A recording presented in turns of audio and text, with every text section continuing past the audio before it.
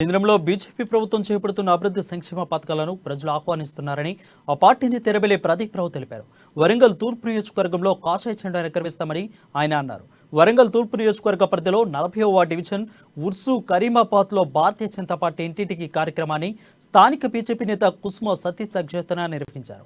ఇంటింటికి తిరుగుతూ కేంద్ర ప్రభుత్వం ప్రజల కోసం చేస్తున్న అభివృద్ధి సంక్షేమ పథకాల గురించి వివరించారు. రానున్న రోజుల్లో తూర్పు నియోజకవర్గంలో కాషాయ జెండా ఎగరవేస్తామని వారు ధీమా వ్యక్తం చేశారు.